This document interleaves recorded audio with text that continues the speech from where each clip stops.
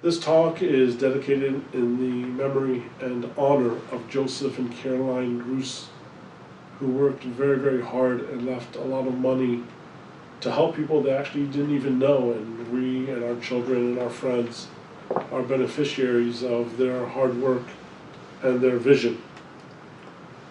CIJE, Center for Initiatives in Jewish Education. Doesn't that say it all? That's it. That's it. What we're trying to do. Anybody reads that knows exactly what you do. Right. So what do you do? Well, CIJE was set up to significantly enhance the education experience for students in Jewish day schools and yeshivot. And in the process of doing that, we recognized that we had to significantly enhance the secular studies of these schools, primarily so that these students would be able to have the skill sets necessary to get jobs in the 21st century.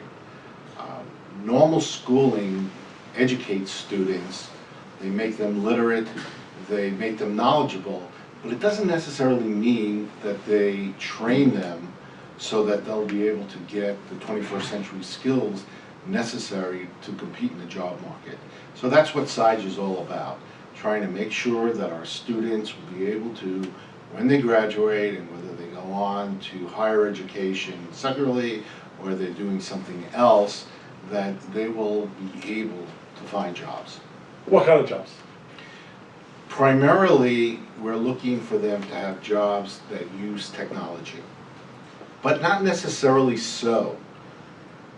Although we have all kinds of programs in engineering and STEM, which I think most people know stands for science, technology, engineering. We add an A for STEAM, for arts and math. They enable these students to become creative thinkers. So if you're a creative thinker, then you can find jobs just about in any kind of profession. The problem with education today throughout the country and throughout most of the world is that it's still based on memorization. He who can memorize the best ends up doing the best.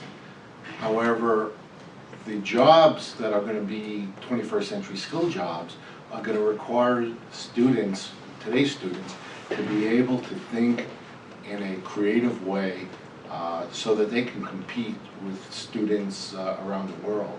You know, when I graduated college, my concern was getting a job and competing with my next door neighbor. Today's kids have to worry about a student 12,000 miles away whose standard of living may be 1/3 or 1/4 what the standard of living of a student today in the United States is. So in order to compete, we have to have the skill sets so that we can really get those more complicated jobs, because that's a matter of economic survival. Interesting. Easy task to handle. It's not easy. Today, it's very difficult for teachers because they have to learn new training methodology. Students are independent. There's a lot of things that are going on in their lives, and it's very difficult for them to watch a teacher in the front of the room dictating what goes on. So what we try to do is we want the teacher to learn the skill sets so that they go to the back of the room and they allow the students to figure things out for themselves. This enables the students to use their reasoning skills so that the student really understands and doesn't memorize. We want to stay away from memorization. We want them to understand. And that to us is the most important thing possible. And we know that teachers really want to do the best for their students. So they want us to do the training. They want us to teach them how to do it. And that's very important. So you said 5 things together. Let me go over them. Number 1 is the STEAM. Number 2 is you're not trying to teach memorization but creativity. Number three is teach from the back of the room instead of the front of the room. You want the students to understand instead of memorize, and the teachers are looking for ways to interact with the current student body, which is much more different than, let's say, 20 or 30 years ago. Right. Now, let's take that part by part. It is true that what you're teaching is sciences in religious Jewish schools? Yes, we're teaching them a whole slew of things. And by the way, the concept of the Jewish school works very well with what we're doing. And the reasoning for it is because, especially in the boys' schools, where they start to learn about Gemara and they start to learn about religious laws, they're learning through a logical sequence. And what we want the students to do is to take that learning skill that they have and use it towards their secular studies, specifically in the engineering and the sciences. So they work hand in hand. You know, it has been a very successful endeavor on our part. I know that both in the Israeli Defense Forces, and I know that many of the big law firms Right. actually want yeshiva students because they have learned how to argue and not look things in their face and be creative. So you're taking what's already being taught, I don't want to call it manipulating, but enhancing it and focusing it for a short period of time every day on sciences so that they can get a job in the 21st century? Yes, we are, but it sort of goes beyond that. So in our more religious schools, it works that way, so that the students recognize the connection between reasoning skills for religious reasons and reasoning skills for secular reasons. But also in our non-religious schools, they really learn the same kind of skill sets specifically for secular studies. And it has been, as I said, an incredible success. When I first heard about CIJE, right, I grew up in Israel, and Charedim, you know, leave us alone, nothing except. And my first thought was, what a brilliant idea, but there's no way religious schools will let you in. Did you have pushback? Not really. And I think the reason for it is as follows. Religious schools understand the need for their students to get good jobs in the 21st century.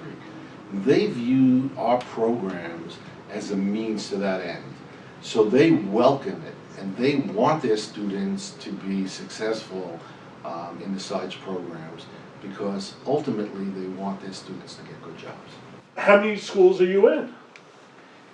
Nationally, we're in approximately 220 schools this year, and next year we'll probably be in around 240 schools. And Jason, sorry to interrupt you. The religious of the religious let you in. we go from completely what we would call community schools, where there's not a significant amount of religious training, to Hasidic schools. So we run the gamut. And they let you teach science because they want their students to be able to have a job in the 21st century. Right. They want their students to be able, they don't want it to be a burden on society. So let's talk about STEAM, S-T-E-A-M. Right. What is that? Well, STEAM takes in various components of the engineering activities. And the best way I can explain it is, let's say you're having a robotics competition. And what you end up having is, like, there are many students there are many robotics competitions, but most students end up getting robotics kits, and they kind of put everything together. Our kids learn how to make those robots from scratch. And that's a very big difference, because they have to know a lot of the laws of physics, they have to know how to build things, frankly, and they have to be able to use all of these skills and code. So is that an example of understanding versus memorizing? Yes. So they're not going to sit there and, you know, just put something together. They've got to know why it has to go together. So is that what the hackathon that you're about to do is? Well, hackathon is a very interesting concept. Okay. What a hackathon is it's a coding program.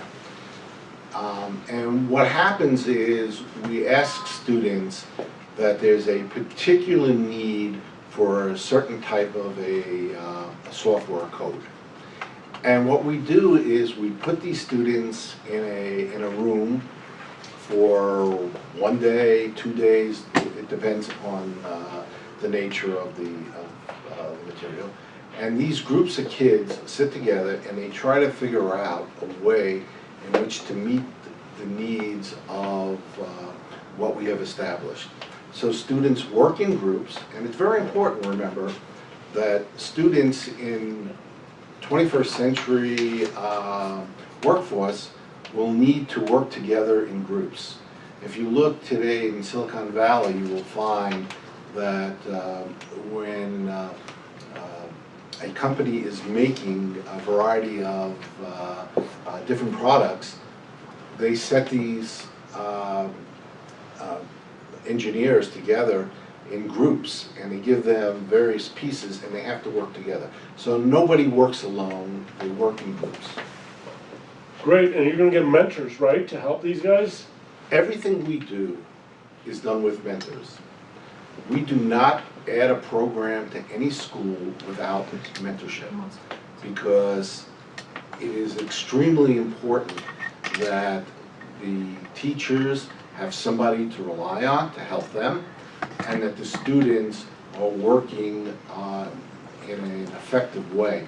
So we have mentors in our program, in every single program that we do, that help both teachers in their training and also in the students in being able to make whatever the projects are. I'm kind of playing with the loaded deck on this interview because I'm part of the board of directors here, and I know a lot of stuff. So let's take the mentorship in 2 parts. During the hackathon, you're actually reaching out to business people and making connections between the students and potential future employers who are actually coaching them during that day on how to do what to do and prodding them and pushing them to figure it out. Is that correct? That's correct. Now, separately, teaching from the front and the back, you have mentors who go into the classrooms and teach the teachers or explain to the teachers how to use the curriculum, the programs, the computers in the correct manner to teach the children to solve the problems themselves. Maybe we should switch chairs. I think you have it pretty well. That's pretty much what we do. I mean, we really want to both train the teachers. As part of training of teachers, it's like the training of anyone. You want those teachers to be confident, and you want them to be able to work with their students so that their students become engaged, they become alive, that they actually want to build something, and they want to build something that's great for society. And that's what our mentors do. They work with both, and you know, we've been pretty successful at doing that. So you actually give the full set. You give the educational materials, you help with the computers and the labs and whatever's needed, and you also help teach the teachers how to use that product most effectively in this manner so that they don't have to memorize. I think we should switch places. Because I just said that! I think you have it perfectly correct. That's what we do. And the one thing that we understand in CIJE is there's no shortcut. So whatever we do has to be done top of the line. So not only do we have mentors, but our mentors are top engineers in their field who, for whatever their reasons, decided that they wanted to give back to society. And so the kind of people that we have come out of industry. They have been very successful, and now that it's part of their give back. let's talk money for a second.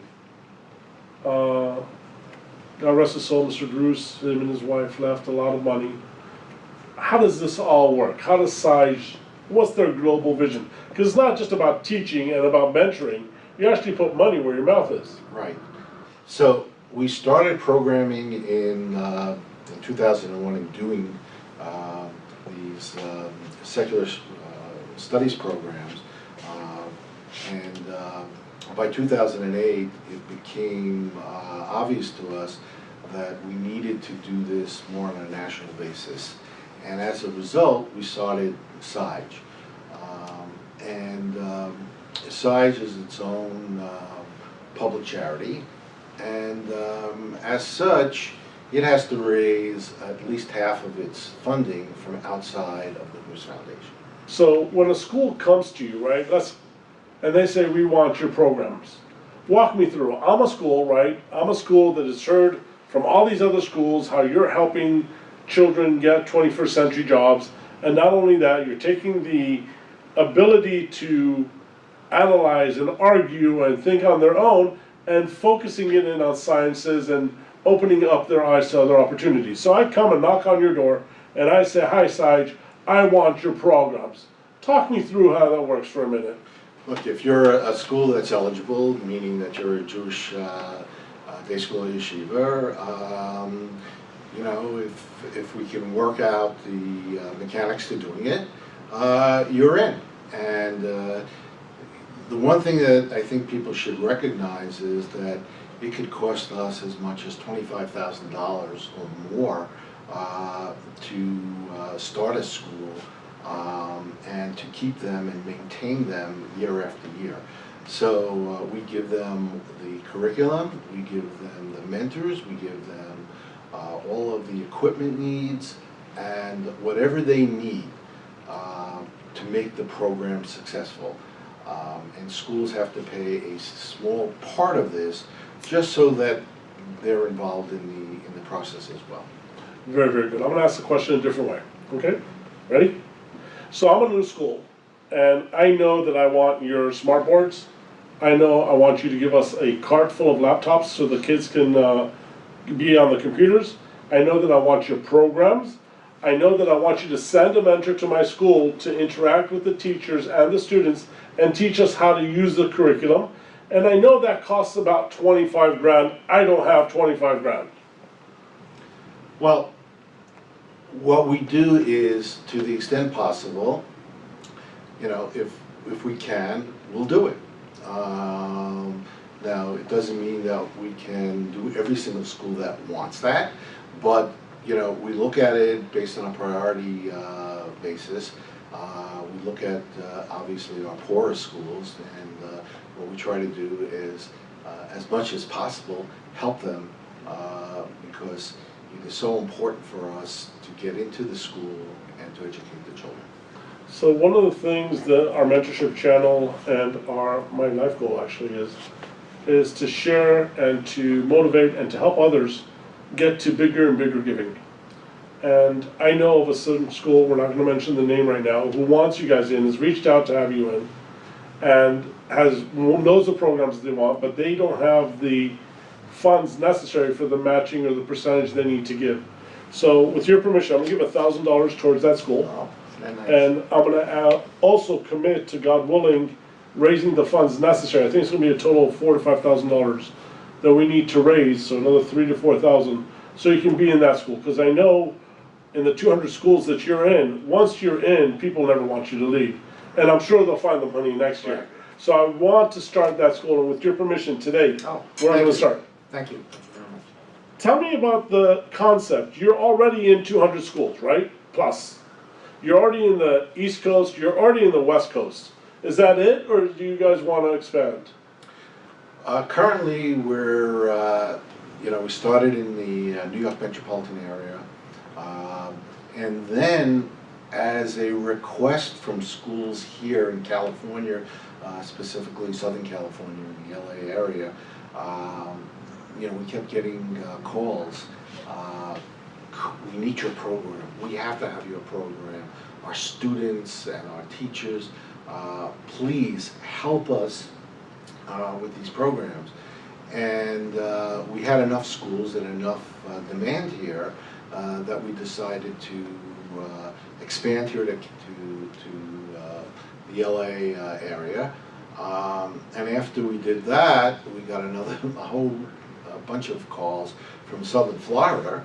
The same thing. We need your programs. We heard about it from teachers at other schools. Please, we need your program. And the passion that this comes with is unbelievable. And so there were a number of schools there. And so we did Southern Florida. Now we've gotten requests from areas in the Midwest, in Chicago, and Detroit, and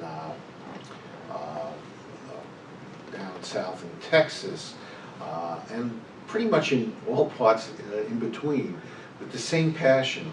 We heard through other teachers.